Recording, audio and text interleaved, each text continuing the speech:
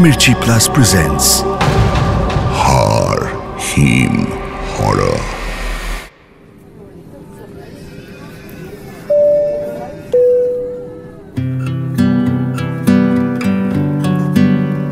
ব্যাঙ্গালোর থেকে কলকাতার ফ্লাইটে উঠেই শান্তনু টের পেল ফ্লাইটটা বেশ ফাঁকা। সামান্য কিছু যাত্রী ছড়িয়ে ছিটিয়ে বসে আছে। হয়তো বেশি রাতে কলকাতা পৌঁছচ্ছে বলেই লোক কম। শান্তনুর নিজের সিটটা প্লেনের মাঝামাঝি, আইল সিট, অর্থাৎ প্যাসেজের ঠিক পাশেই। সিটের দিকে এগোতেই শান্তনু দেখতে পেল ওর রোতেই ওর পরের সিটটা ছেড়ে জানলার ধারের সিটে এক ভদ্রলোক বসে আছেন, জানলার দিকে মুখ করে। শান্তনুর বসার সময় একবার মুখ ঘুরিয়ে তাকালেন।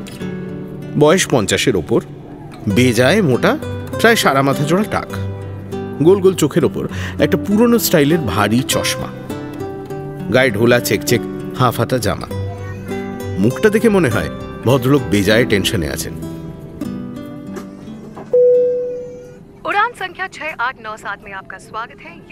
প্লেন সময় মতোই ছাড়ল। শান্তনুর চোখের সামনে খবরের কাগজ খোলা থাকলেও সে টের পেল যে পাশের ভদ্রলোক বারবার সিট বেল্টটা টেনে টেনে দেখছেন। আগে বোধহয় কখনো ফ্লাইটে চড়েননি। বিমান সেবিকার in the unlikely event of water landing ঘোষণাটা শুনে যেভাবে বারবার সিটের তলায় হাত দিয়ে লাইফ জ্যাকেটটা দেখছিলেন, তাতে মনে হচ্ছিল পারলে এখনই লাফ দিয়ে জ্যাকেটটা খুলে গায়ে পরে নেবেন। প্লেনটা যখন রানওয়েতে ছুটতে শুরু করলো, ভদ্রলোক দু হাতে সিটের হাতল দুটো আঁকড়ে ধরলেন। মুঠো তখনই আলগা হলো যখন প্লেন একেবারে মাঝ গগনে। সিট বেল্ট সাইন চলে গেছে, ভদ্রলোক তবুও ওর বিশাল দেহটাকে বেল্ট দিয়ে বেঁধেই রেখেছেন। শান্তনু চিরকালই মজা করতে ভালোবাসে। যখন কলেজে পড়তো তখন নানান ধরনের নতুন নতুন র্যাগিংয়ের উপায় ভেবে বার করত। এখনো মজা করার সুযোগ পেলে ছাড়ে না। ইচ্ছে হলো পাশের লোকটাকে নিয়ে একটু মজা করা যাক। আপনি কি ব্যাঙ্গালোরে থাকেন? হ্যাঁ, আমাকে বলছেন? হ্যাঁ হ্যাঁ, বলছিলাম ব্যাঙ্গালোরে কি বেড়াতে এসেছিলেন? হ্যাঁ, তা বলতে পারেন, বেড়ানোই বটে। আজব লোক তো, সরাসরি উত্তর দেয় না। শান্তনু ফের বলে উঠল, তা আপনি প্লেনে উঠতে একটু ভয় পান দেখছি, প্রথমবার? ভদ্রলোক একটু অপ্রস্তুত হাসি হাসলেন। বিজ্ঞের মতো শান্তনু বলে উঠল, আমি তো রেগুলারলি যাই। কে প্রথমবার উঠে ভয় পাচ্ছে তা দেখলেই বুঝতে পারি। আপনার ভয় লাগে না? কত তো অ্যাক্সিডেন্ট হয়। প্রথম দু একবার ভয় লাগতো, এখন অভ্যেস হয়ে গেছে। তবে এই তো জীবন, আজ আছি কাল নেই, ভয় করে লাভ কি? তা ঠিকই বলেছেন। আর চিন্তা করে হবেই বা কি? ধরুন প্লেনের টায়ারটা ল্যান্ড করতে গিয়ে বাস্ট করল, ব্যাস কয়েক সেকেন্ডে সব শেষ। কিছু করার আছে?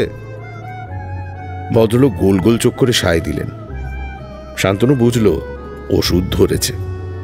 ফের বলে উঠল, তবু চিন্তা তো হয়ই, আপনারও হবে জানি। এই তো কলকাতার অবস্থা, ল্যান্ডিং করবে তার জন্য এয়ার ট্রাফিক কন্ট্রোলকে এতগুলো প্লেনের সঙ্গে যোগাযোগ রাখতে হয়, যে কোনো উচ্চতায়। একটু ভুলচুক হলেই। ঠিকই, আজকাল যা অবস্থা। হয়তো ঘুমিয়েই পড়ল।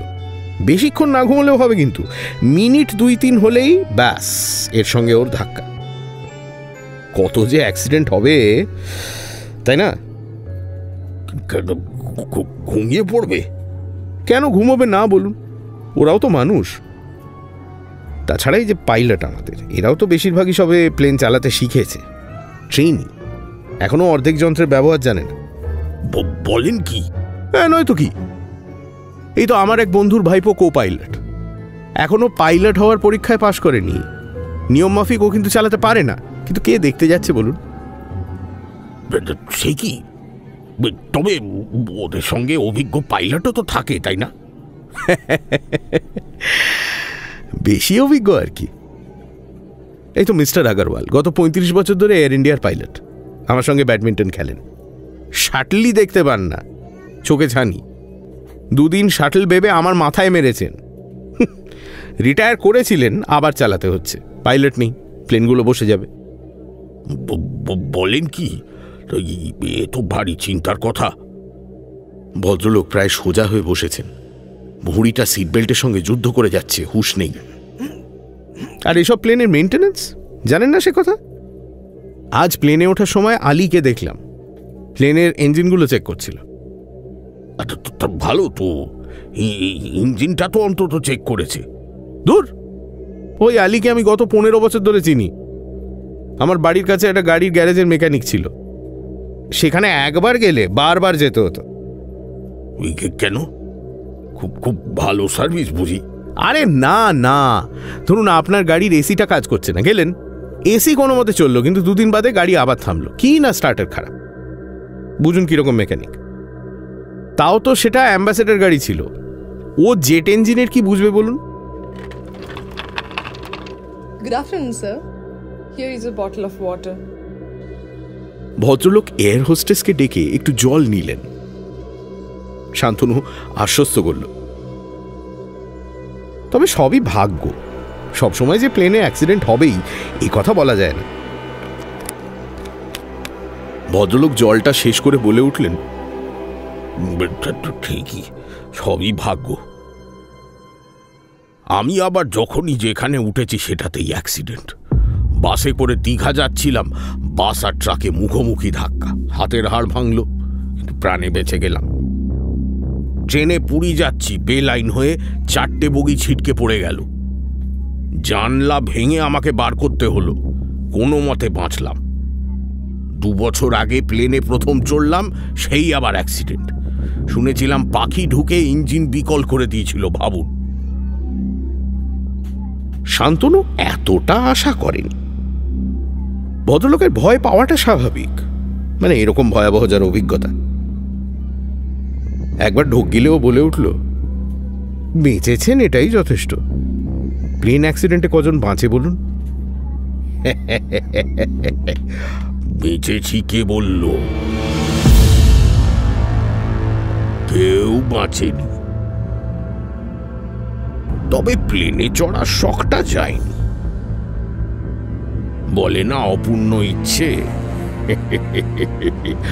যখনই কোনো প্লেনের ইঞ্জিন খারাপ হবে জানি, আমি চড়ে বসি।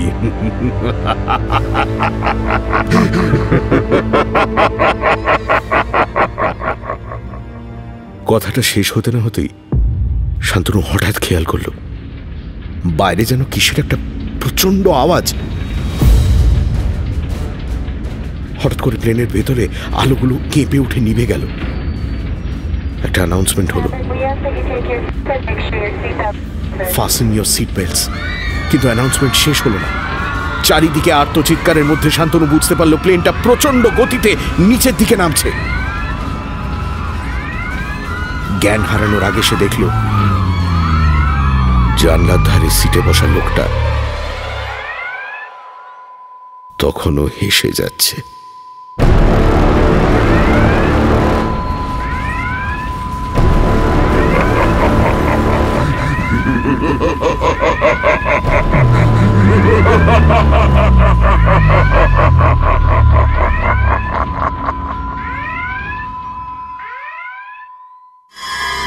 শুনলেন হাড় হিম হরর, নিবেদনে মির্চি প্লাস